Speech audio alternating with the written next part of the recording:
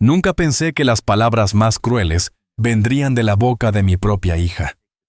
Era una tarde de domingo, esa luz dorada entraba por la ventana del comedor. Y yo estaba sirviéndome un café cuando escuché esas palabras que se clavaron como agujas en mi corazón. Papá, ya no puedes opinar sobre nuestras decisiones. Eres viejo, no entiendes cómo funciona el mundo ahora. Me quedé paralizado. La taza en mi mano temblaba. Mi hija. La misma niña que llevé en brazos por toda la casa cuando lloraba de bebé. La que me abrazaba cada mañana antes de ir a la escuela. Pero lo que pasó después, eso sí que nadie lo vio venir. Antes de continuar, suscríbete al canal y activa la campanita porque lo que vas a escuchar no lo vas a creer. Esta es una historia real, mi historia. Y tal vez te salve de cometer los mismos errores que mi familia estuvo a punto de cometer. Estaba sentado en el mismo sillón donde me sentaba con mi esposa Elena cada tarde. El mismo sillón donde leíamos cuentos a nuestros hijos. El mismo donde celebramos Navidades, cumpleaños, donde lloramos cuando se fue Elena hace 3 años. Ese sillón era mi testigo silencioso de una vida entera dedicada a mi familia. Y ahí estaba yo escuchando cómo mi propia hija me decía que ya no servía para opinar. Que mis ideas eran anticuadas. Que el mundo había cambiado y yo me había quedado atrás. Su esposo Javier estaba sentado al lado de ella con esa sonrisa que nunca me gustó. Esa sonrisa de quien sabe que está ganando una batalla. No dijo nada, pero su silencio hablaba más fuerte que cualquier palabra. Se recostó en el sofá, cruzó los brazos y me miró como si fuera un mueble viejo que había que reemplazar. «Papá», continuó mi hija Laura con esa voz que intentaba sonar dulce, pero que escondía acero. «Hemos estado hablando, Javier y yo. Esta casa es demasiado grande para ti solo. Los gastos son enormes, el mantenimiento, las facturas. Tú con tu pensión apenas puedes mantenerla. Y nosotros, nosotros tenemos planes. Planes». Esa palabra resonó en mis oídos como una alarma. ¿Qué tipo de planes?, pregunté, aunque algo dentro de mí ya sabía la respuesta. Javier se inclinó hacia adelante, ahora sí decidido a hablar. «Mire, don Fernando, seamos realistas. Usted tiene 72 años. Esta casa necesita reparaciones constantes. El jardín es enorme, las escaleras son peligrosas para alguien de su edad. Hemos encontrado una residencia muy buena, muy cómoda, donde estará bien cuidado. Y nosotros podríamos mudarnos aquí. Tenemos 3 hijos, necesitamos espacio. Residencia». Esa palabra me golpeó como un martillo. «Además», agregó Laura, y en su voz había algo que nunca antes había escuchado, algo frío, calculador. «Esta casa está a tu nombre, papá. Pero cuando tú... cuando ya no estés, vas a haber problemas con la herencia. Mi hermano Sebastián va a querer su parte. Va a ser un lío legal. Es mejor que firmes la casa a mi nombre ahora para evitar conflictos futuros. Yo soy la mayor. Yo me he quedado cerca de ti. Sebastián se fue a Barcelona hace 10 años y apenas llama». Ahí estaba. El verdadero motivo de esa visita dominical. No venían a compartir un café conmigo. No venían a preguntarme cómo estaba. Venían a quitarme mi casa. La casa que construí ladrillo a ladrillo con mis propias manos. La casa donde nació mi hijo. La casa donde Elena murió en mis brazos. Me quedé mirándolos. Laura evitaba mis ojos. Javier, en cambio, me sostenía la mirada con esa confianza molesta de quien cree que ya ganó. «Lo hemos pensado mucho, papá», dijo Laura, y ahora sí detecté algo de culpa en su voz, pero no suficiente para detenerla.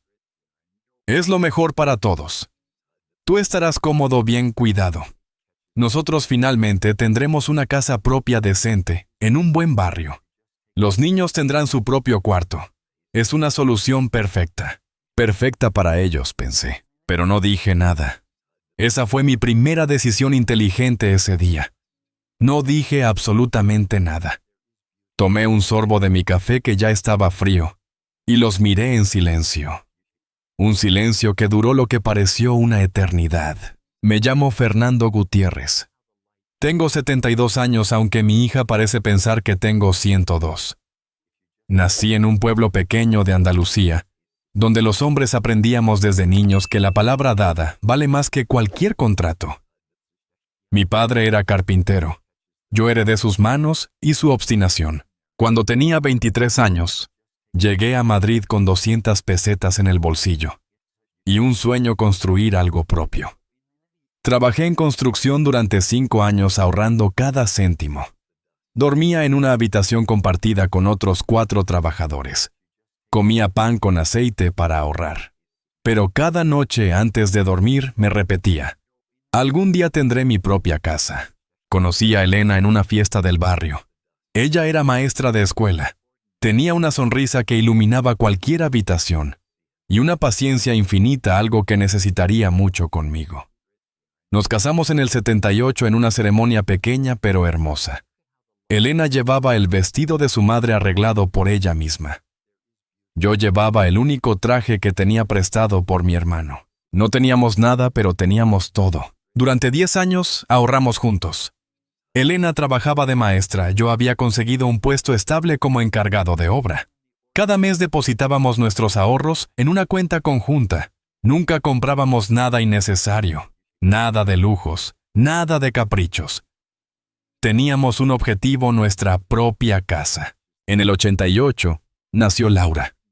La primera vez que la tuve en brazos lloré. Elena se reía de mí, decía que era un sentimental. Pero era más que eso.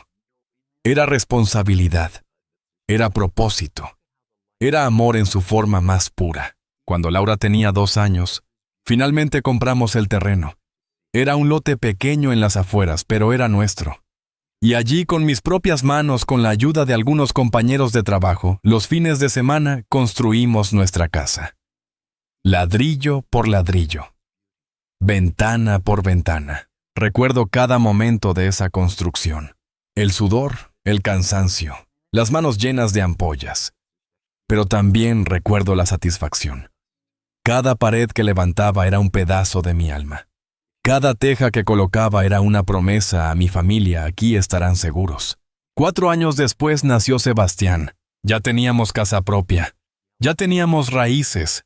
Elena dejó de trabajar para cuidar a los niños. Yo trabajaba más horas, hacía horas extras, cualquier trabajo adicional que encontraba. Pero nunca faltó comida en la mesa. Nunca faltó ropa limpia. Nunca faltó amor. Criamos a nuestros hijos con valores simples: respeto, honestidad, trabajo duro. Les enseñamos que la familia es lo primero, que uno cuida de los suyos, que la palabra dada es sagrada. Les dimos educación, algo que ni Elena ni yo tuvimos de jóvenes. Laura estudió administración de empresas. Sebastián ingeniería. Los dos se graduaron. Los dos consiguieron buenos trabajos. Yo estaba orgulloso. Elena estaba orgullosa. Habíamos logrado nuestro objetivo: darles un futuro mejor del que nosotros tuvimos. Cuando Laura conoció a Javier, yo tuve mis dudas. Había algo en él que no me convencía. Era demasiado pulido, demasiado perfecto en sus palabras, pero sus ojos eran fríos. Elena me decía que era mi imaginación, que todos los padres son así con los novios de sus hijas. Pero Elena siempre veía lo mejor en la gente. Se casaron hace 8 años. Yo pagué la mitad de la boda, aunque ellos dos tenían buenos trabajos. Laura insistió en una ceremonia grande, elegante. Javier vino de una familia con dinero, o al menos eso decía, y había que estar a la altura. Sebastián se mudó a Barcelona hace 10 años por trabajo. Conoció a una chica allá, se casó, tuvo 2 hijos. Habla conmigo cada domingo sin falta. Me pregunta cómo estoy, si necesito algo, si la casa está bien. A veces me manda dinero aunque yo no se lo pido. Dice que es para que me dé algún gusto. Hace 3 años, Elena enfermó. Cáncer de páncreas. Fue rápido, demasiado rápido. En 6 meses se había ido. Murió aquí en casa, en nuestra cama, como ella quería, con su mano en la mía. Sus últimas palabras fueron: cuida de nuestros hijos, Fernando. Pero sobre todo, cuídate tú. Después de su muerte, la casa se sintió demasiado grande y demasiado vacía al mismo tiempo. Laura venía a visitarme una vez por semana, siempre los domingos. Traía a sus hijos. Yo les hacía galletas, les contaba historias de cuando su madre era pequeña. Pero siempre sentía esa mirada de Javier evaluando, calculando. Y ahora, aquí estábamos, sentados en mi sala. Ellos proponiéndome que abandonara mi casa, mi vida, mis recuerdos para irme a una residencia mientras ellos se mudaban a lo que yo había construido con mis propias manos. «Papá», dijo Laura interpretando mi silencio como debilidad. «Sé que es difícil, pero es lo mejor. De verdad, ya no puedes opinar sobre estas cosas. No entiendes las finanzas modernas, las oportunidades, cómo funcionan las cosas ahora. Confía en nosotros». Pero algo dentro de mí, algo que Elena había sembrado en esos últimos días, algo que mis años de trabajo duro habían forjado, me hizo mantener la boca cerrada. No dije que sí, pero tampoco dije que no. Simplemente los miré. Y por primera vez en mi vida vi a mi hija, como lo que se había convertido una extraña con mi sangre, pero sin mi corazón. Era un domingo cualquiera de esos que Madrid regala en otoño. El cielo estaba despejado con ese azul intenso que solo se ve después de que las primeras lluvias limpian el aire. Desde la ventana de mi cocina podía ver el jardín que Elena y yo habíamos plantado juntos hace 25 años. Los rosales que ella cuidaba con tanto amor seguían floreciendo como si no supieran que sus manos ya no estaban. Esa mañana me había levantado temprano como siempre. A mis 72 años, el cuerpo ya no necesita tanto sueño. O quizás es que los recuerdos no te dejan dormir. Preparé café en la cafetera italiana que compramos en un viaje a Roma hace ya una eternidad. El aroma llenó la cocina mezclándose con el olor del pan tostado. Me senté en la mesa del comedor, la misma mesa donde habíamos compartido miles de desayunos, almuerzos y cenas. La madera estaba desgastada en los bordes, marcada por años de uso por vasos que dejaron aros por los cuadernos de los niños cuando hacían la tarea. Cada marca contaba una historia. Había preparado un poco más de café de lo usual. Laura me había llamado el viernes diciendo que vendría el domingo con Javier y los niños. Dijo que querían pasar tiempo conmigo. En ese momento me alegré. Desde la muerte de Elena, esas visitas eran lo único que rompía la rutina solitaria de mis días. Pero había algo en su tono de voz. Algo que no terminaba de encajar. Una formalidad que no era natural. «Papá, necesitamos hablar de algunas cosas importantes», había dicho. Importantes. Esa palabra me quedó dando vueltas toda la semana. Miré el reloj. Las 11:30. Habían dicho que llegarían al mediodía. Decidí sentarme en el sillón de la sala, ese sillón verde oscuro que Elena había elegido hace 15 años. «Es el color de la esperanza», me había dicho. Yo me había reído diciéndole que era simplemente verde. Pero ella insistía en que cada color tenía un significado. Ahora sentado en ese sillón verde esperanza, me permití cerrar los ojos por un momento. El sol entraba por la ventana creando un cuadrado de luz cálida en el suelo de madera. Podía escuchar el tic-tac del reloj de pared, ese reloj antiguo que había pertenecido a mi padre. Un sonido constante reconfortante que marcaba el tiempo como un corazón que late. En la repisa había fotografías. Laura de bebé con sus mejillas gordas y su sonrisa desdentada. Sebastián en su graduación con esa expresión seria que tenía cuando estaba orgulloso de algo. Elena y yo el día de nuestra boda, jóvenes delgados, con toda una vida por delante. No sabíamos entonces lo que vendría, nunca lo sabemos. El timbre sonó exactamente a las 12. Puntualidad alemana, pensé.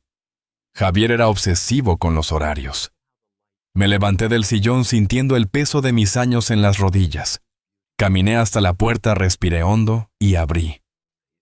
¡Abuelo!, gritaron los niños al unísono. Martín tenía 8 años, Clara 6. Se abalanzaron sobre mí con esos abrazos feroces que solo los niños saben dar. Olían a champú de frutas y a infancia. «Hola, mis tesoros», les dije agachándome para estar a su altura. Martín me contó emocionado sobre un partido de fútbol que había ganado su equipo. Clara me mostró un dibujo que había hecho de una casa con un jardín enorme. «Es tu casa, abuelo», me dijo con orgullo. Laura y Javier entraron detrás. Laura me dio un beso en la mejilla. Su perfume era diferente, más caro que el que solía usar. Javier me dio la mano, ese apretón firme que sí, siempre me pareció demasiado ensayado. «Hola, don Fernando», dijo Javier. Siempre me llamaba don Fernando, nunca papá o suegro. Era una distancia calculada. «Pasad, pasad», les dije haciéndome a un lado. He preparado café, y para los niños hay galletas en la cocina. Los niños corrieron hacia la cocina con esa energía inagotable que caracteriza la edad. Podía escucharlos rebuscando en el tarro de galletas que siempre mantenía lleno para sus visitas. Laura y Javier se quedaron en la entrada un momento. Vi cómo intercambiaban una mirada. Era una de esas miradas que las parejas desarrollan con los años, una comunicación silenciosa. Pero esta mirada no era de amor o complicidad, era de estrategia. «La casa está muy limpia, papá», dijo Laura mientras caminábamos hacia la sala. «Siempre la he mantenido limpia», respondí. «Tu madre me enseñó bien». Se sentaron en el sofá juntos, unidos en un frente que no había notado antes. O quizás sí lo había notado, pero no quise verlo. Yo tomé mi lugar habitual en el sillón verde Esperanza. Durante los primeros minutos hablamos de cosas triviales. El clima, el tráfico para llegar, cómo les iba en el trabajo. Laura trabajaba en una empresa de marketing, Javier en no sé qué cosa de consultoría financiera.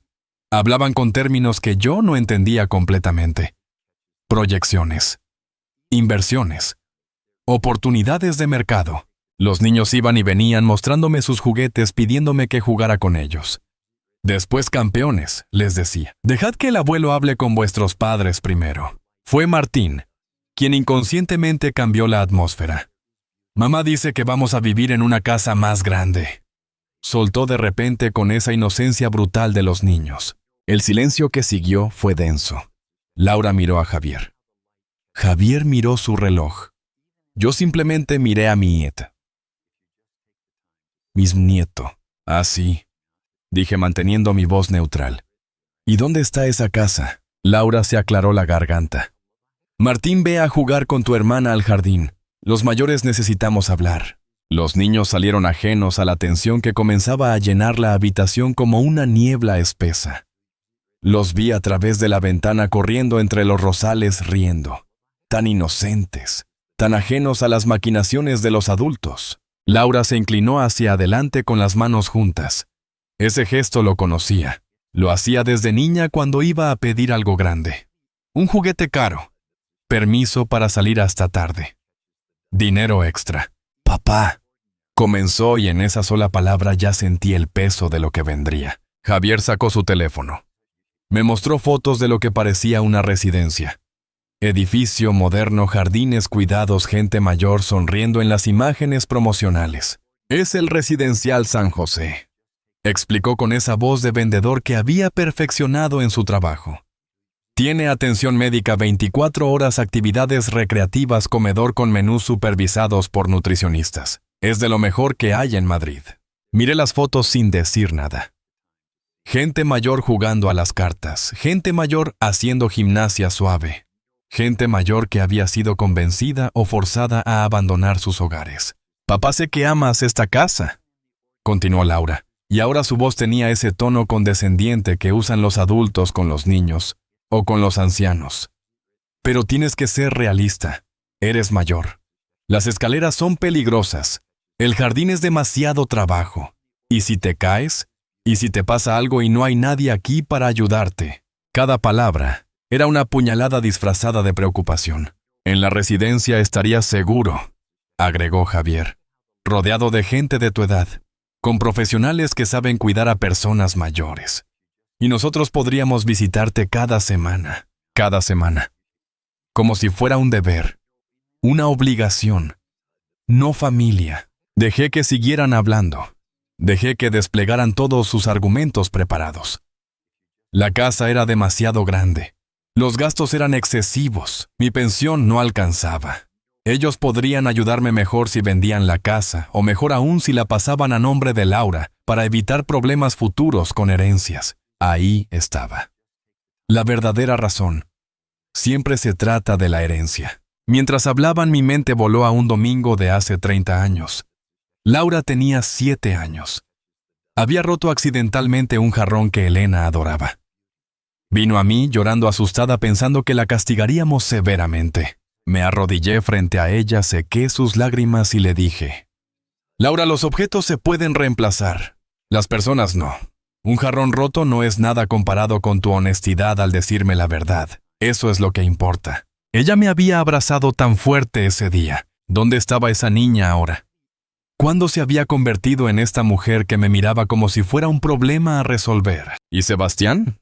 Pregunté de repente, interrumpiendo el monólogo de Javier sobre las ventajas fiscales de transferir propiedades. Laura y Javier se miraron de nuevo. Sebastián está en Barcelona, dijo Laura con una nota defensiva en su voz. Él no puede ayudarte como yo. Yo soy la que está aquí, la que viene cada semana, la que se preocupa.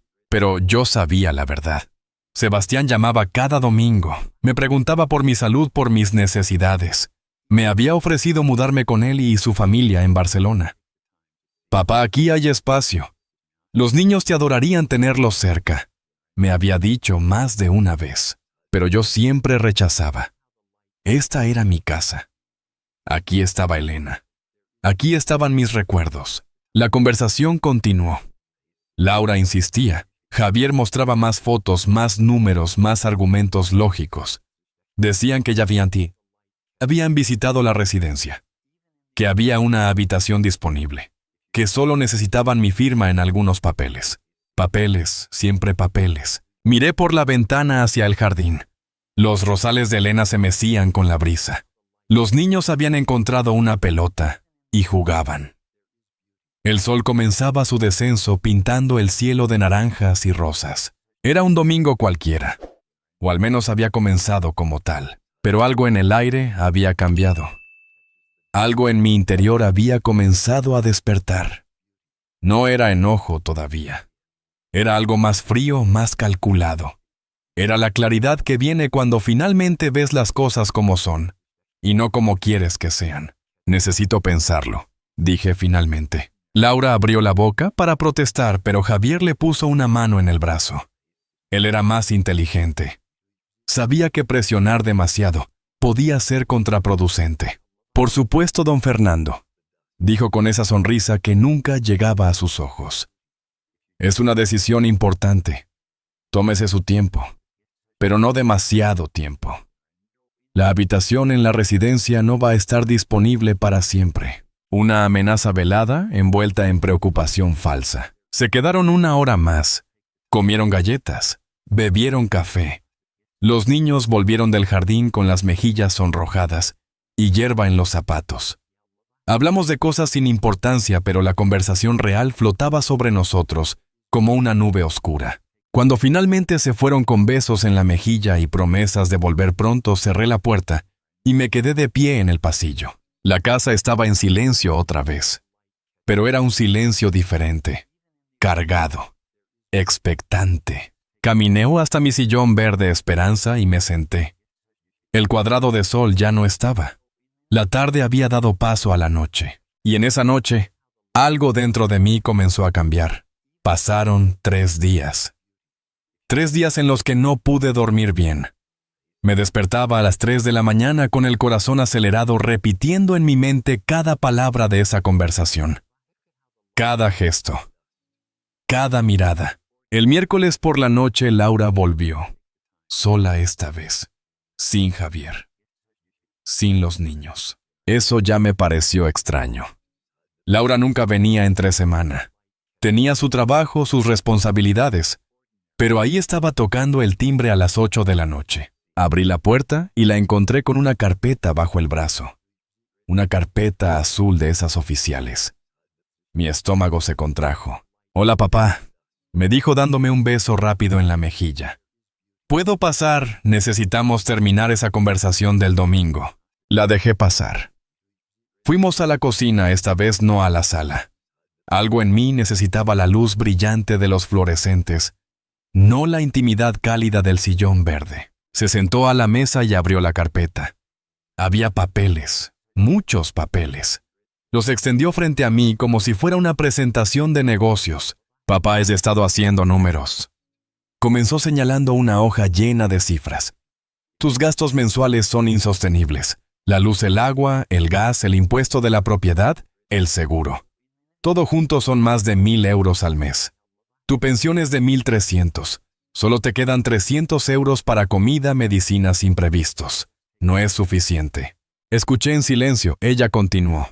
Si vendes la casa, o mejor si la transfieres a mi nombre ahora para evitar problemas fiscales, después tú te liberas de todos esos gastos. La residencia cuesta 1,200 al mes, pero es todo incluido. Comida, atención médica, actividades. Y yo me haría cargo de tu pensión para pagar la diferencia. Matemáticamente tiene todo el sentido del mundo. Matemáticamente. Como si la vida fuera una hoja de cálculo. ¿Y dónde vivirías tú? Pregunté, aunque ya sabía la respuesta. Hubo una pausa. Laura no me miraba a los ojos. Javier y yo nos mudaríamos aquí, temporalmente, por supuesto. Solo hasta que podamos vender nuestra casa actual y comprar algo más grande. Pero esta casa es perfecta para nosotros ahora. Los niños tendrían jardín, estarían en un buen barrio. Las escuelas aquí son mejores. Temporalmente. Esa palabra sonaba tan falsa como un billete de 3 euros. Laura, dije despacio. Esta casa es mía. La construí con mis propias manos. Tu madre murió aquí. Todos tus recuerdos de infancia están aquí. Y me pides que la abandone así como así. No es abandonarla, papá. Es ser práctico. Es pensar en el futuro. Su voz empezaba a mostrar irritación. Mira, sé que es difícil, pero no puedes ser egoísta. Piensa en nosotros también. Piensa en tus nietos. No quieres que tengan una vida mejor. Egoísta. Esa palabra me golpeó como una bofetada. Egoísta. Repetí. ¿Yo soy egoísta por querer mantener lo que construí durante 50 años de trabajo? Papá, ya no puedes opinar sobre estas cosas, dijo ella. Y su voz se volvió más dura. No entiendes cómo funciona el mundo ahora. No entiendes de finanzas, de planificación patrimonial, de oportunidades. Javier es consultor financiero. Él sabe lo que hace. Confía en nosotros. Me quedé mirándola. Esta mujer que había sido mi pequeña. Mi princesa. ¿Cuándo había aprendido a hablarme así? ¿Y si digo que no? Pregunté. El silencio que siguió fue helado. Laura cerró la carpeta con un golpe seco. Se levantó de la silla. Caminó hasta la ventana de espaldas a mí. Si dices que no, papá, las cosas se van a poner difíciles. Javier y yo hemos consultado con un abogado. Si consideramos que no estás en condiciones de tomar decisiones sobre tu propio bienestar, podemos solicitar una tutela legal. Mi sangre se congeló. Tutela legal. Las palabras apenas salieron de mi boca. Se dio la vuelta. En su rostro había una dureza que nunca había visto. Eres mayor, papá. Vives solo. A veces olvidas cosas.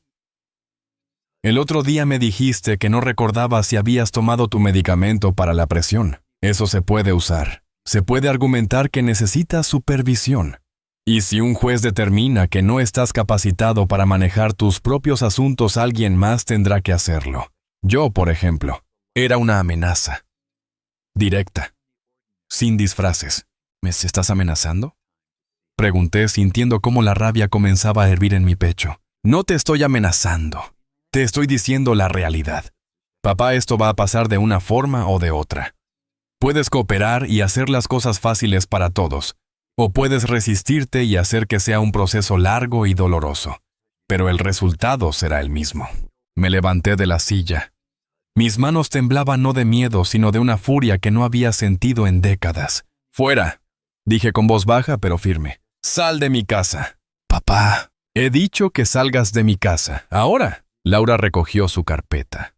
Caminó hacia la puerta. Pero antes de salir se dio la vuelta. Tienes una semana para pensarlo. Después de eso tomaremos las medidas necesarias. Y papá, Sebastián no va a poder ayudarte. Está muy lejos. Y legalmente yo soy la hija que ha estado cuidándote. Cualquier juez lo verá así. Cerró la puerta detrás de ella. Escuché sus pasos alejándose. El motor de su coche arrancando. El sonido desvaneciéndose en la noche. Me quedé de pie en mi cocina, en la misma cocina donde le había enseñado a hacer tortilla francesa cuando tenía 8 años. En la misma cocina donde habíamos celebrado su aprobado en el examen de conducir. En la misma cocina donde Elena y yo habíamos bailado en su aniversario de bodas. Y ahora en esa misma cocina mi propia hija acababa de amenazarme con quitarme todo. Esa noche no dormí nada. Me quedé sentado en la oscuridad de la sala, mirando las sombras que la luz de la calle proyectaba en el techo. Mi mente era un torbellino. ¿De verdad podían quitarme mi casa? ¿De verdad podían declararme incapaz? Tenía 72 años, sí. A veces olvidaba cosas, sí. Pero estaba lúcido. Estaba cuerdo. Podía cuidar de mí mismo. ¿O podía? Las dudas comenzaron a infiltrarse como veneno. Quizás Laura tenía razón. Quizás era una carga. Quizás era egoísta por aferrarme a esta casa cuando ellos la necesitaban. No. Esperaba. Eso era exactamente lo que ellos querían que pensara. A las 4 de la mañana tomé una decisión. Necesitaba ayuda. Necesitaba consejo. Pero no de familia. La familia se había convertido en el problema. Al día siguiente, jueves por la mañana, hice algo que no había hecho en años.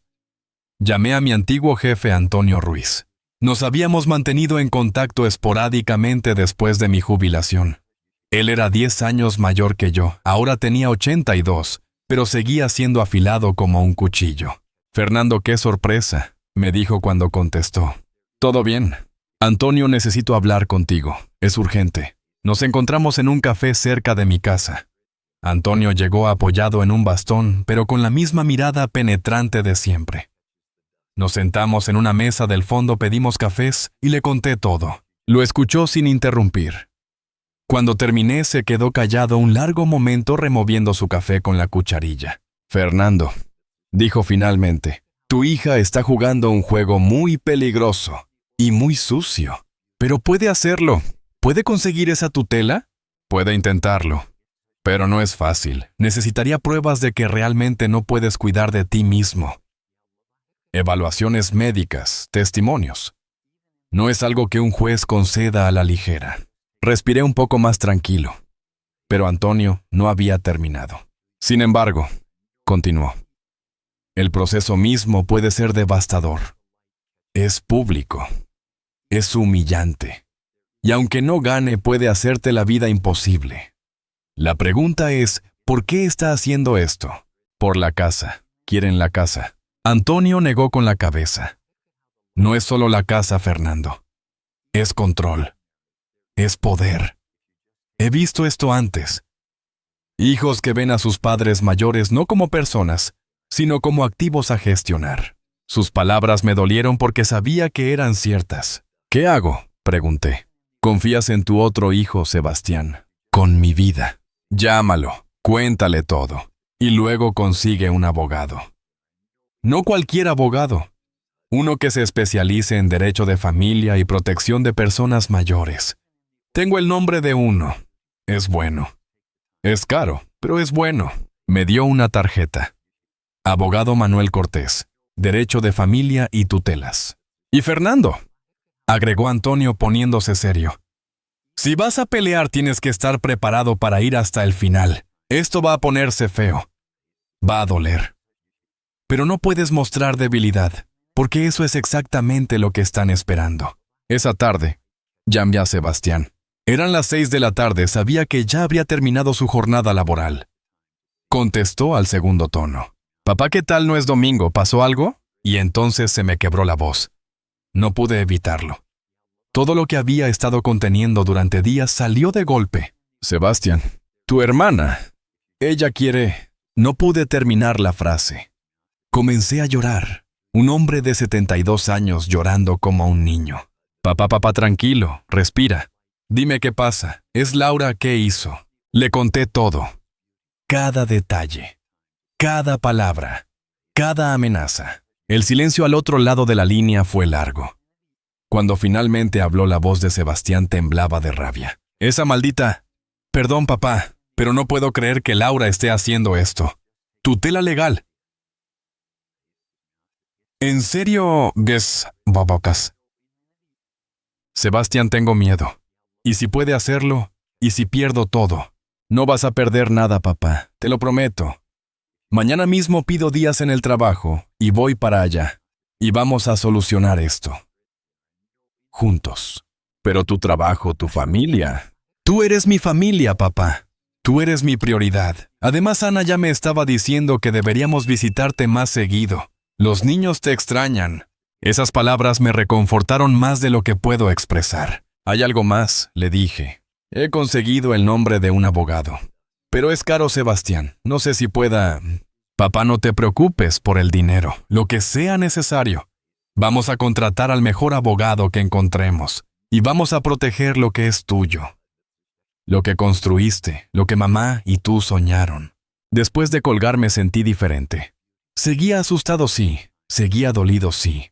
Pero ya no estaba solo. El viernes por la mañana llamé al abogado Manuel Cortés. Su secretaria me dio cita para el lunes. Y entonces hice algo que Laura nunca esperaría que hiciera. Comencé a tomar notas. Escribí todo lo que recordaba de nuestras conversaciones. Las fechas, las palabras exactas, las amenazas. Busqué todos los documentos de la casa. Las escrituras, los recibos de pagos, los estados de cuenta bancarios. Organicé todo en una caja. También hice algo más. Algo que Elena me había enseñado a documentar. Cuando Laura volvió el domingo tal como había amenazado, yo estaba preparado. Llegó con Javier esta vez. Los dos con expresiones serias, empresariales. Los hice pasar, esta vez sí nos sentamos en la sala. Yo en mi sillón verde, ellos en el sofá. Bueno, papá, comenzó Laura sin preámbulos. Ha pasado la semana. Has tomado una decisión. Javier sacó más papeles de su maletín. Formularios. Documentos con lenguaje legal que apenas entendía. Todo está aquí, dijo Javier con esa voz de vendedor. Solo necesitamos tu firma en 3 lugares. Con esto transfieres la propiedad a nombre de Laura. Es lo mejor para todos. Me quedé mirando esos papeles. Luego los miré a ellos. ¿Saben qué? Dije con calma. He estado pensando mucho esta semana. Laura se inclinó hacia adelante esperanzada. Pensaba que había ganado, y he decidido que no voy a firmar nada. La esperanza en su rostro se convirtió en piedra. Papá. No he terminado, la interrumpí. También he decidido que voy a consultar con mi propio abogado. Tengo cita el lunes. Javier y Laura se miraron. La máscara de preocupación filial finalmente cayó. Papá, no seas ridículo, dijo Laura, y ahora su voz era puro hielo. Un abogado, ¿con qué dinero tu pensión apenas te alcanza? Sebastián me va a ayudar. El nombre de mi hijo cayó como una bomba. ¿Le contaste a Sebastián? Laura casi gritó. ¿Por qué harías eso? Esto es entre nosotros. Es un asunto familiar. Sebastián es mi familia, dije con firmeza. Y él tiene derecho a saber lo que está pasando. Javier se levantó bruscamente. Don Fernando está cometiendo un error. Un error muy grande. El error sería firmar esos papeles. Muy bien, dijo Laura levantándose también. Su rostro estaba rojo de rabia. Si así es como quieres jugar, papá. Pero te advertí. Hicimos esto de la manera fácil, ahora será de la manera difícil. Sal de mi casa, dije, y esta vez mi voz no temblaba. Y no vuelvas hasta que estés lista para hablarme como tu padre, y no como un objeto del que deshacerte. Se fueron dando un portazo. Tan fuerte que hizo temblar los marcos en las paredes. Me quedé solo en mi sala. El silencio era absoluto, pero esta vez era un silencio diferente. No era el silencio del miedo o la derrota. Era el silencio de una guerra que acababa de comenzar. Y yo estaba listo para pelear. Esa noche no dormí.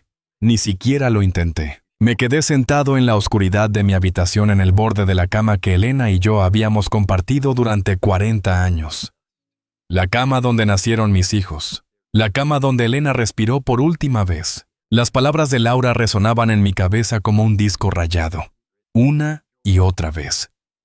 Ya no puedes opinar. Eres viejo. No entiendes. Egoísta. Tutela legal. Cada palabra era un martillo golpeando mi alma. ¿En qué momento perdí a mi hija? ¿En qué momento la niña que me traía flores del jardín se convirtió en esta mujer que me amenazaba con quitarme mi dignidad? Me levanté y caminé hasta la ventana. Afuera las calles estaban vacías. Madrid dormía, pero yo no podía. El reloj marcaba las 3:30 de la madrugada. 3:30. La hora de los fantasmas.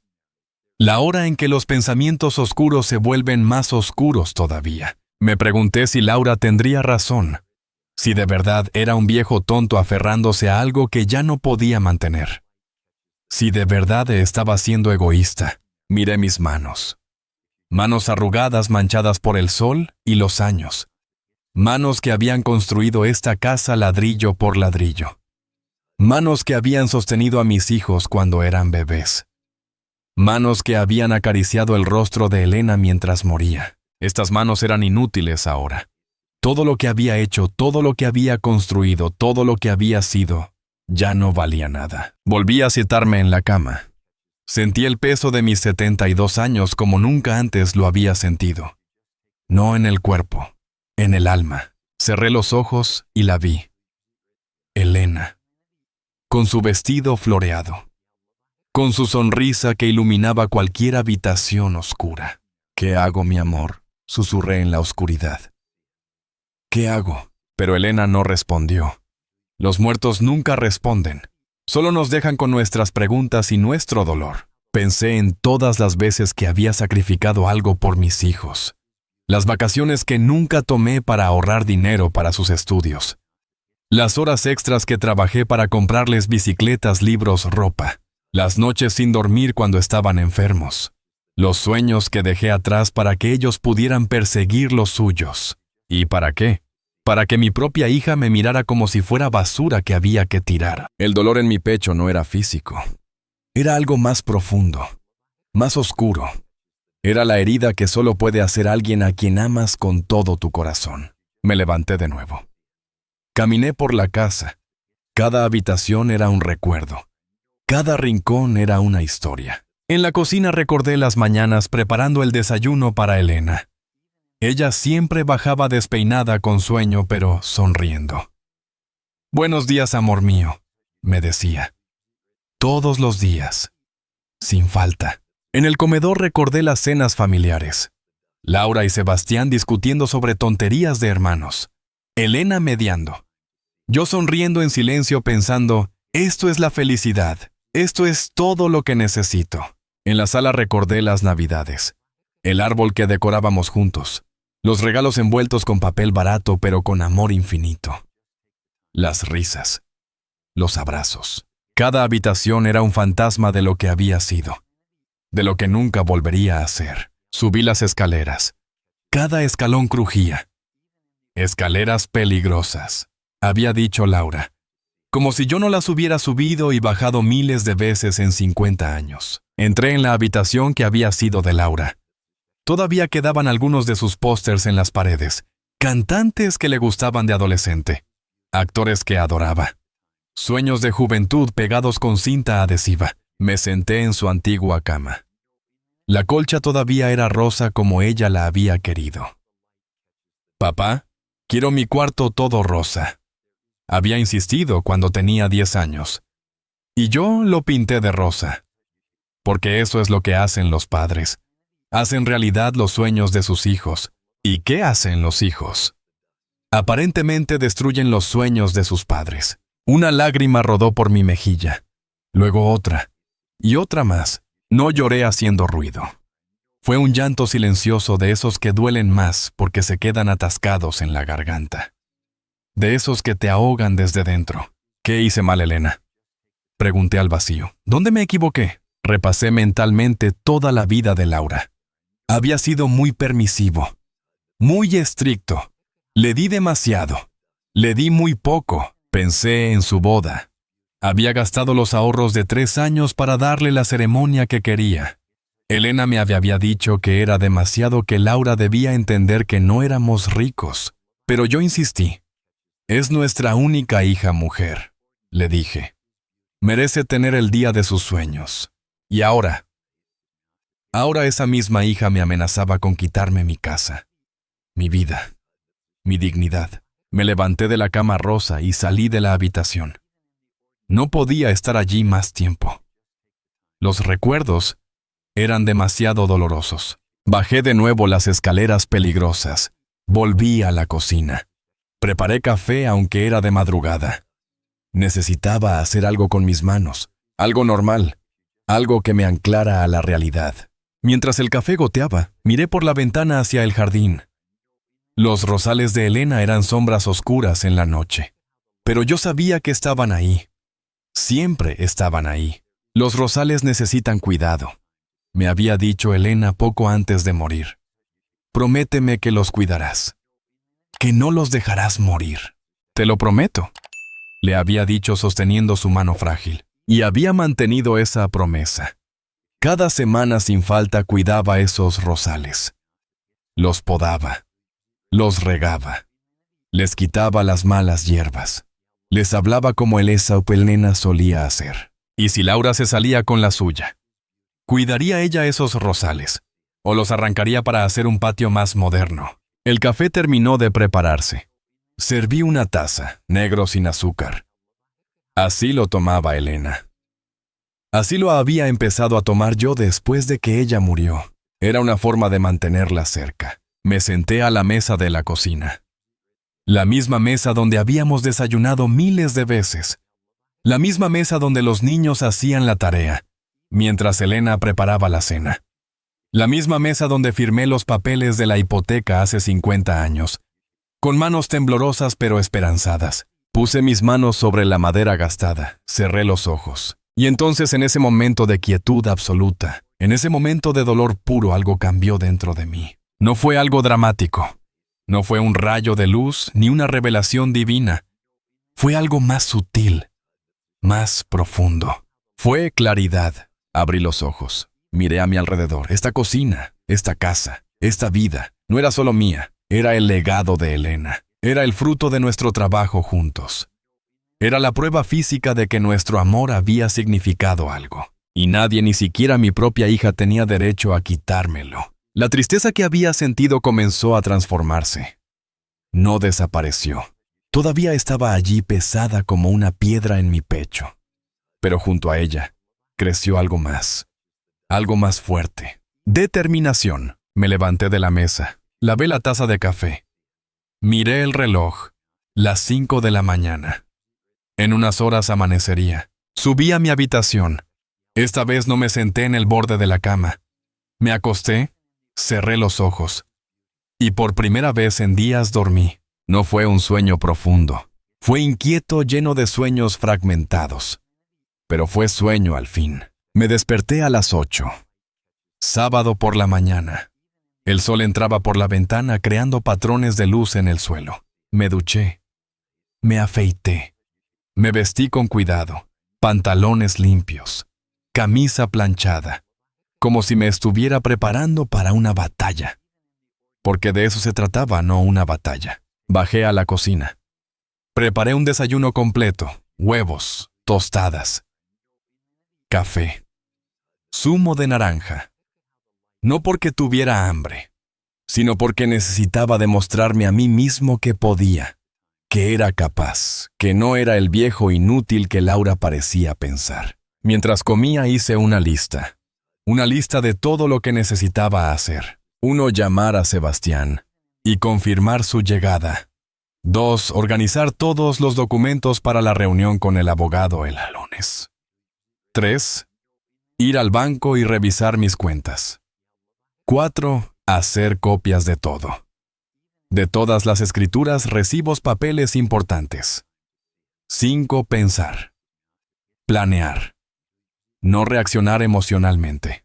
Elena siempre decía que yo era impulsivo, que actuaba con el corazón antes que con la cabeza. Fernando, me decía, a veces tienes que parar y pensar antes de hacer. Hoy iba a pensar, iba a planear, iba a hacer esto bien. Terminé mi desayuno, lavé los platos, sequé cada uno cuidadosamente antes de guardarlo. Movimientos deliberados, conscientes. Como si cada acción fuera una afirmación, estoy aquí, estoy vivo, estoy cuerdo. A las 10 llamó Sebastián. Papá, ¿cómo estás? ¿Dormiste algo? Un poco, Cuti. Mentí. ¿Cuándo llegase? Mañana por la tarde.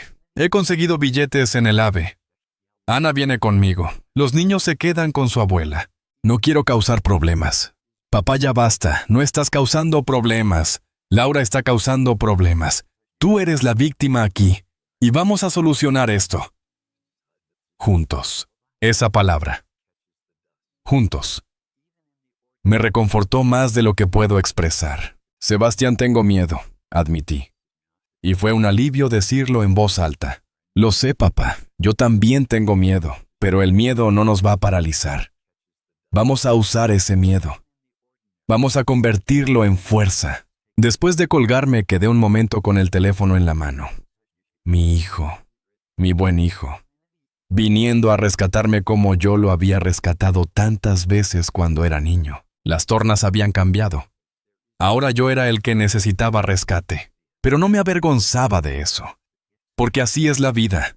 A veces somos fuertes, a veces somos débiles. Y está bien pedir ayuda. Salí al jardín. El aire era fresco. El sol brillaba. Los rosales de Elena estaban llenos de capullos a punto de florecer. Me arrodillé junto a ellos sin importarme el dolor en mis rodillas viejas. Toqué las hojas suaves. Arranqué algunas malas hierbas que habían crecido. Elena, susurré, si puedes oírme, necesito tu fuerza ahora. Necesito tu sabiduría, porque no sé si puedo hacer esto solo. El viento sopló suavemente meciendo los rosales. Y por un momento, solo por un momento, juro que pude oler su perfume. El perfume que siempre usaba, lavanda y algo dulce. Gracias, dije al aire. Me quedé allí arrodillado en el jardín durante largo rato, no rezando, no llorando, solo existiendo, solo siendo Fernando. No el viejo, no el padre rechazado, solo Fernando. Un hombre que había amado, trabajado, construido y que no estaba listo para rendirse. Cuando finalmente me levanté, las rodillas me protestaron. Pero no me importó. Entré de nuevo a la casa. Mi casa. Caminé por cada habitación tocando las paredes como si fuera la primera vez. Y mientras caminaba, hice una promesa silenciosa. No iba a rendirme. No iba a dejar que me quitaran esto. No iba a dejar que me declararan incapaz. No iba a irme a ninguna residencia. Esta casa era mía. Esta vida era mía. Y aunque Laura fuera mi hija, aunque la amara, aunque me doliera hasta el alma lo que estaba haciendo, no iba a dejar que ganara. El dolor todavía estaba allí. Probablemente estaría allí por mucho tiempo. El dolor de la traición de un hijo es algo que no se cura fácilmente. Pero junto al dolor ahora había algo más. Había fuego. Y ese fuego iba a mantenerme vivo, iba a mantenerme luchando, porque si algo me había enseñado la vida, si algo me había enseñado Elena, era esto. La dignidad no tiene precio, y algunos sacrificios no se deben hacer. Nunca. El lunes llegó más rápido de lo que esperaba. Sebastián y Ana habían llegado el domingo por la tarde. Verlos entrar por esa puerta fue como respirar aire fresco después de estar encerrado en una habitación sin ventanas. Ana me abrazó fuerte. Papá Fernando, todo va a estar bien, lo prometo. Sebastián traía 2 maletas grandes. Nos quedamos el tiempo que sea necesario, dijo con esa determinación que me recordaba a mí mismo cuando era joven. Esa noche cenamos juntos en mi cocina. Comida simple pero hecha con amor. Y mientras comíamos, les conté todo de nuevo. Cada detalle. Cada palabra de Laura. Cada amenaza de Javier. Ana escuchaba con lágrimas en los ojos. Sebastián apretaba los puños sobre la mesa. No puedo creer que Laura sea capaz de esto, dijo Ana. Siempre pensé que era, ambiciosa, sí. Pero esto es otro nivel. El dinero cambia a las personas, dijo Sebastián con amargura. O quizás solo revela quiénes son realmente. A las 10 de la mañana del lunes, los 3 nos presentamos en el despacho del abogado Manuel Cortés. Su oficina estaba en el centro de Madrid, en un edificio antiguo, pero bien mantenido. 4º piso sin ascensor. Subimos las escaleras despacio por mí. La secretaria nos hizo pasar a una sala de reuniones. Las paredes estaban llenas de diplomas y certificados. Manuel Cortés entró 5 minutos después. Era un hombre de unos 50 años, pelo canoso, gafas, traje impecable. Pero lo que más me impresionó fueron sus ojos. Eran los ojos de alguien que había visto mucho, pero que todavía se preocupaba. Nos estrechamos las manos y nos sentamos. Don Fernando comenzó abriendo una libreta. Tonio Ruiz me ha contado un poco de su situación, pero necesito que usted me cuente todo desde el principio, con todos los detalles. Y así lo hice. Por tercera vez en pocos días conté mi historia. Pero esta vez era diferente. Esta vez había un profesional escuchando, alguien que podía ayudar. Manuel Cortés tomaba notas sin interrumpir. Cuando terminé, se quedó un momento en silencio revisando lo que había escrito. Bien, dijo finalmente. Déjeme ser claro con ustedes. La situación es seria pero no desesperada. Su hija puede intentar solicitar una tutela, pero para que un juez la conceda, necesita pruebas sólidas de incapacidad. Y por lo que veo aquí, usted está perfectamente lúcido. Pero ella dijo que tenía un abogado, preguntó Sebastián. Probablemente está fanfarroneando. Es una táctica de intimidación. Quieren asustarlo para que firme voluntariamente. Es más barato y más rápido que un proceso legal. Esas palabras me dieron el primer rayo de esperanza real en días. Sin embargo, continuó Manuel, no podemos bajar la guardia. Necesitamos prepararnos como si fuera a pasar. Y necesitamos ser proactivos. ¿Qué significa eso?, pregunté. Manuel se inclinó hacia adelante. Significa que vamos a proteger sus activos legalmente antes de que ella pueda hacer algo. Vamos a asegurarnos de que incluso si intenta algo no pueda tocar ni un centímetro de su propiedad. Sacó varios documentos de su maletín. Primero vamos a hacer un testamento nuevo, claro, específico, legalmente blindado. Usted decidirá exactamente qué pasa con sus bienes cuando fallezca y nadie podrá cuestionarlo. Segundo, continuó. Voy a redactar un documento de voluntades anticipadas. Es una declaración legal donde usted establece que está en pleno uso de sus facultades mentales y que cualquier decisión sobre su persona o sus bienes debe ser tomada por usted y solo por usted, a menos que sea físicamente imposible. Tercero, sugiero que nombre a Sebastián como su apoderado en caso de emergencia médica. No tutela, que es algo mucho más amplio, sino simplemente alguien que pueda tomar decisiones médicas si usted no puede comunicarse temporalmente. Sebastián asintió. Lo haré, por supuesto. Y cuarto. Manuel me miró directamente a los ojos. Necesito que se haga una evaluación psicológica completa con un geriatra certificado. Voluntariamente. Antes de que Laura pueda forzarlo a hacerlo. Eso nos dará un documento oficial que demuestra su capacidad mental. ¿Cuánto tiempo llevará todo esto?, preguntó Ana. El testamento y los documentos legales. Puedo tenerlos listos en 3 días. La evaluación psicológica depende de la disponibilidad del médico, pero puedo conseguir una cita urgente. Digamos 1 semana para tener todo en orden. ¿Y cuánto va a costar?, pregunté, aunque Sebastián me había dicho que no me preocupara. Manuel nombró una cifra. Era alta pero no imposible. Sebastián inmediatamente dijo, no hay problema. Lo que sea necesario. ¿Hay algo más?, dije. ¿Qué pasa si Laura realmente intenta la tutela? Manuel se recostó en su silla. Si lo intenta, la vamos a combatir con todo lo que tenemos. Y don Fernando, déjeme decirle algo. He visto muchos casos como este. Hijos que intentan aprovecharse de padres mayores. Y sabe que la mayoría de las veces, cuando los padres se defienden con la ayuda adecuada, los hijos se echan atrás. Porque saben que van a perder. Y un proceso legal no solo es caro, también es público. Su reputación quedaría destrozada. Esas palabras me dieron más que esperanza. Me dieron poder. Salimos del despacho 2 horas después con una lista clara de pasos a seguir. Manuel se encargaría de los documentos legales. Sebastián se encargaría de conseguir la cita con el geriatra. Yo solo tenía que mantenerme firme. Esa tarde, de vuelta en casa, pasó algo que no esperábamos. Laura apareció sin avisar. Tocó el timbre insistentemente. 1, 2, 3 veces seguidas, como si tuviera urgencia o rabia. Abrí la puerta. Ella entró como una tromba sin esperar invitación. ¿Dónde está Chi?, exigió. ¿Dónde está qué? No te hagas el tonto, papá. Sebastián, sé que está aquí. Su coche está aparcado afuera. Como si la hubieran invocado, Sebastián bajó las escaleras. Ana venía detrás de él. Laura se quedó helada al verlos. Hola, Laura, dijo Sebastián con voz fría. ¿Cuánto tiempo sin vernos? ¿Qué haces aquí? La voz de Laura temblaba entre sorpresa y rabia. Visitando a mi padre. ¿Algún problema con eso? Laura me miró. Le contaste a Sebastián, después de que te dije que esto era un asunto privado. Sebastián es mi hijo. hijo, dije con calma.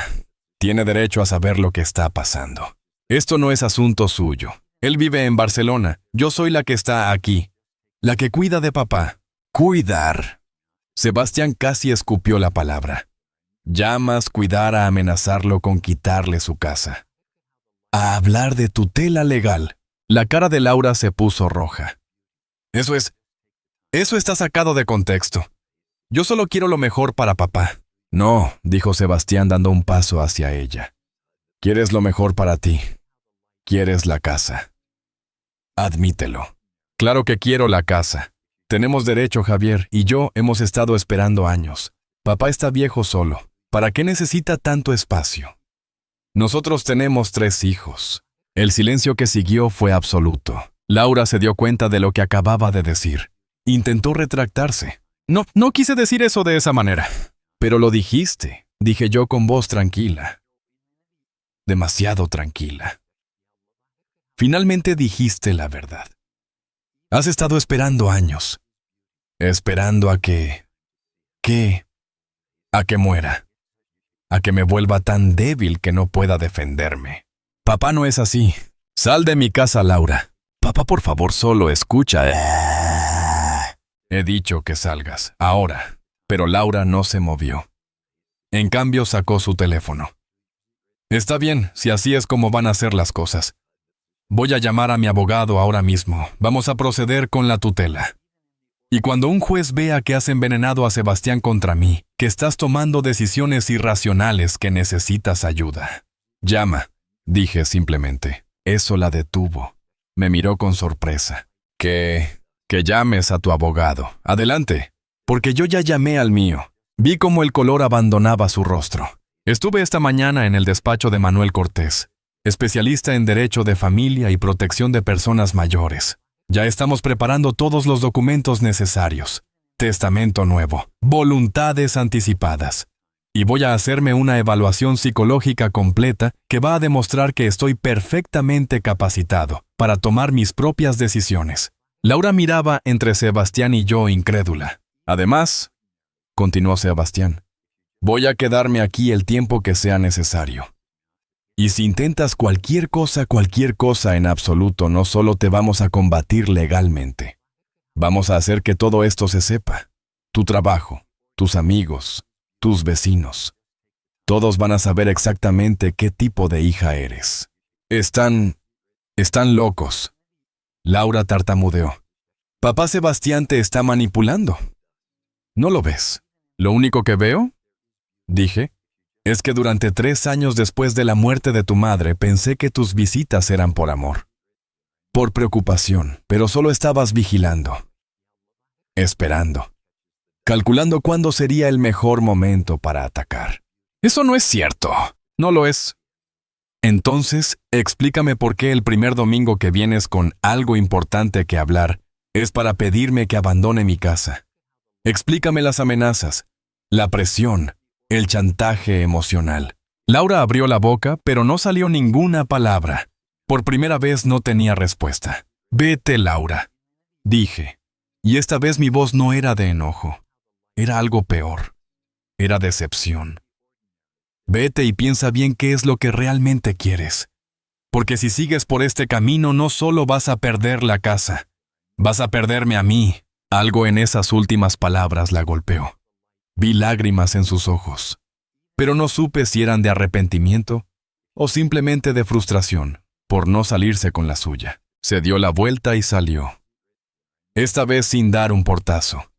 Solo cerró la puerta suavemente. Y de alguna manera ese silencio fue más definitivo que cualquier portazo. Nos quedamos los 3 de pie en el pasillo. Ana fue la primera en moverse. Me abrazó. Lo hiciste muy bien, papá Fernando. Muy bien. Sebastián también me abrazó. Estoy orgulloso de ti, papá. Pero yo no me sentía orgulloso. Me sentía vacío. Acababa de enfrentarme a mi hija. Acababa de trazar una línea en la arena que quizás nunca podría borrarse. Esa noche los 3 cenamos en silencio, cada uno perdido en sus propios pensamientos. Antes de irme a dormir salí al jardín. Los rosales de Elena se mecían con la brisa nocturna. La perdí, Elena, susurré. Perdí a nuestra hija. El viento sopló más fuerte como si Elena estuviera respondiendo, y en ese viento me pareció escuchar su voz. No la perdiste. Ella se perdió a sí misma. Pero todavía hay tiempo. Todavía hay esperanza. No sé si realmente escuché esas palabras, o si mi mente desesperada las inventó, pero me aferré a ellas, porque necesitaba creer que esto no era el final, que de alguna manera en algún momento mi hija volvería a ser la niña que yo había conocido. Pero hasta ese momento, si es que llegaba, tenía que protegerme. Tenía que ser fuerte, porque la batalla apenas comenzaba. Y esta vez yo estaba preparado. Pasaron 6 meses desde aquel día. 6 meses que cambiaron todo. La evaluación psicológica fue lo primero. El doctor Ramírez, un geriatra con 30 años de experiencia, pasó 3 horas conmigo. Pruebas de memoria. Ejercicios de lógica. Preguntas sobre mi vida diaria.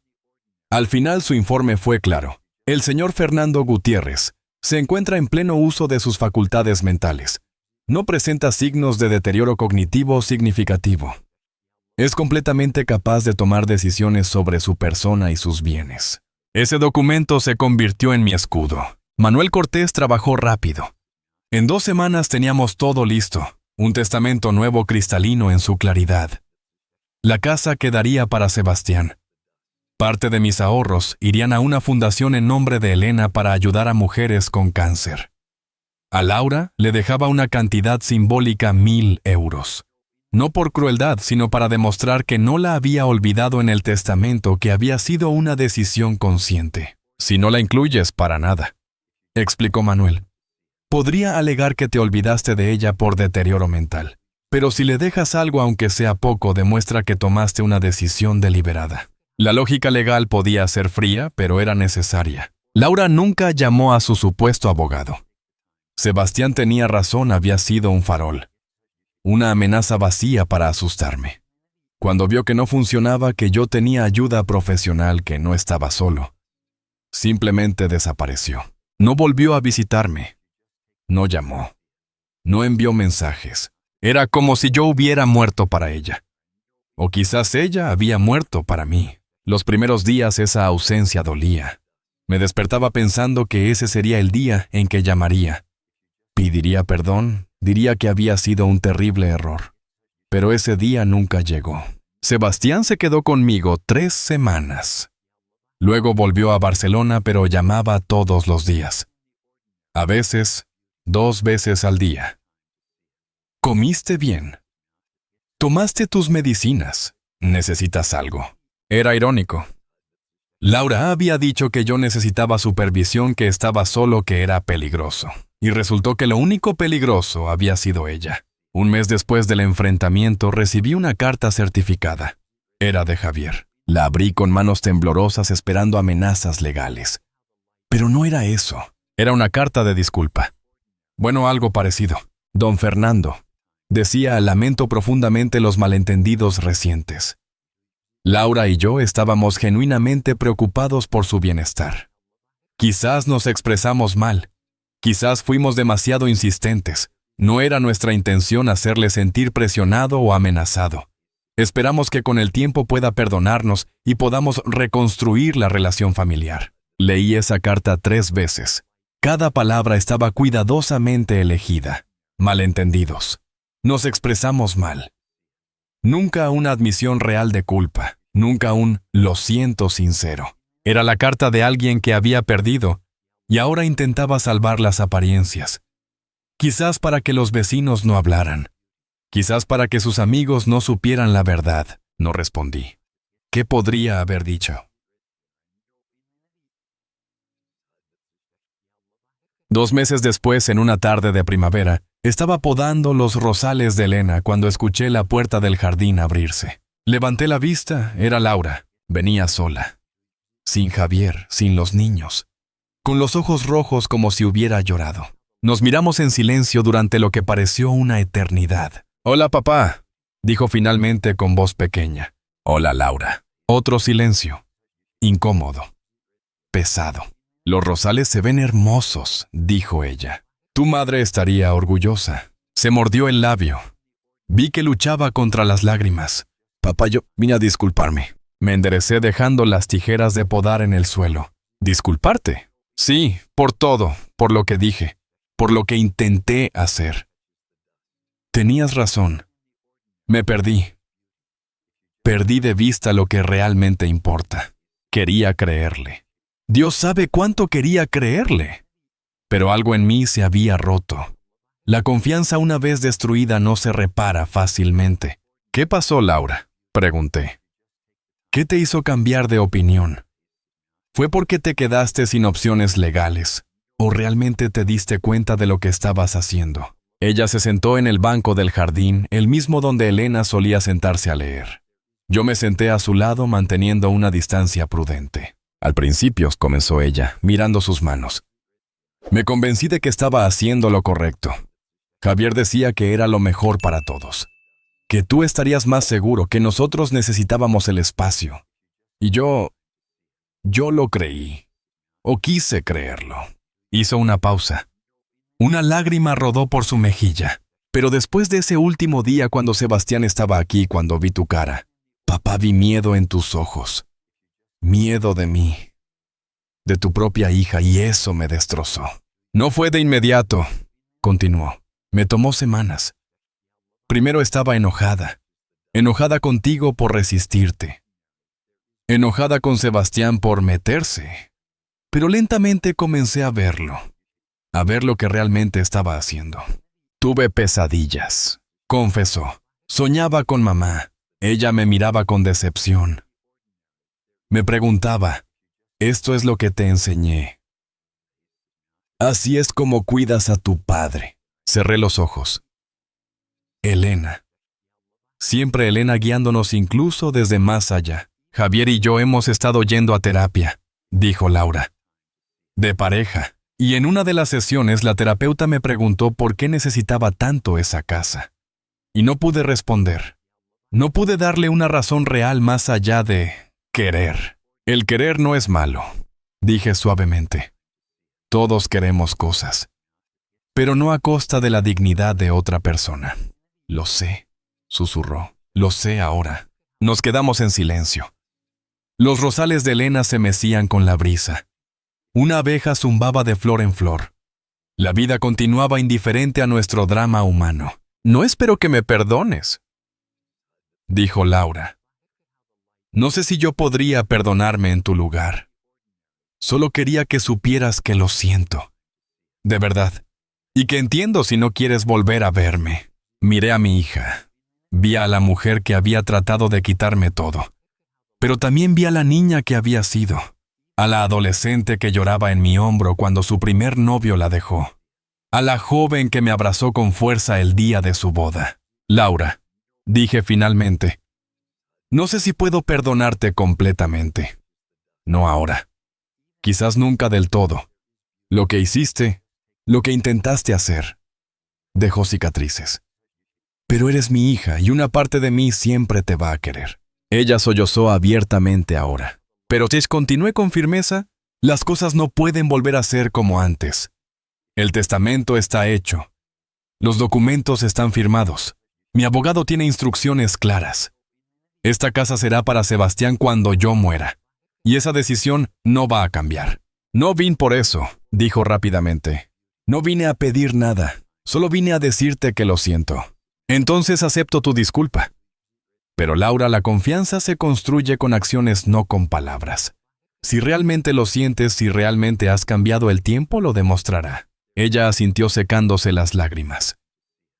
Puedo venir a visitarte a veces. No para pedir nada, solo para verte, para que Martín y Clara puedan conocer a su abuelo. Los niños, ellos eran inocentes en todo esto. Puedes venir, dije. Pero con condiciones. Javier no viene. No hasta que él también entienda lo que hicieron. Y nunca más se habla de esta casa, de dinero o de mi futuro. ¿Entendido? Entendido, dijo ella. Se levantó del banco. Yo también. Nos miramos. Y entonces lentamente ella me abrazó. Un abrazo tentativo, cuidadoso, como si temiera que yo la rechazara. Después de un momento le devolví el abrazo. No con la misma intensidad que solía hacerlo, pero lo devolví. Porque perdonar no significa olvidar. Significa decidir no dejar que el veneno del pasado siga envenenando el presente. Cuando se fue me quedé en el jardín hasta que el sol comenzó a ponerse. Pensé en todo lo que había pasado, en cómo una simple visita dominical había desencadenado una guerra familiar. Pero también pensé en lo que había aprendido. Aprendí que envejecer no significa volverse indefenso. Significa tener la sabiduría para saber cuándo pedir ayuda y la fuerza para defenderse cuando es necesario. Aprendí que la familia no siempre es un refugio seguro. A veces el mayor peligro viene de los que más amas. Aprendí que proteger tu dignidad no es egoísmo, es supervivencia. Y aprendí que nunca es tarde para plantarse firme y decir esto no, hasta aquí. Hoy a mis 73 años, sigo viviendo en mi casa. La casa que construí con mis manos. La casa donde Elena murió. La casa llena de recuerdos. Sebastián viene a visitarme cada mes. Los niños corren por el jardín igual que Laura. Y él corrían hace décadas. Ana cocina en mi cocina y llenamos la casa de risas. Laura viene ocasionalmente. Las visitas son cordiales, pero cuidadosas. Hay una distancia que quizás nunca desaparecerá completamente. Pero al menos hay paz. Los rosales de Elena florecen cada primavera. Los cuido religiosamente como le prometí. Y cada noche antes de dormir me siento en mi sillón verde esperanza y miro a mi alrededor. Esta casa, mi vida, la defendí. La protegí. Y seguirá siendo mía hasta mi último aliento. Porque si algo me enseñó esta experiencia es, la dignidad no tiene edad. El respeto no se mendiga, se exige.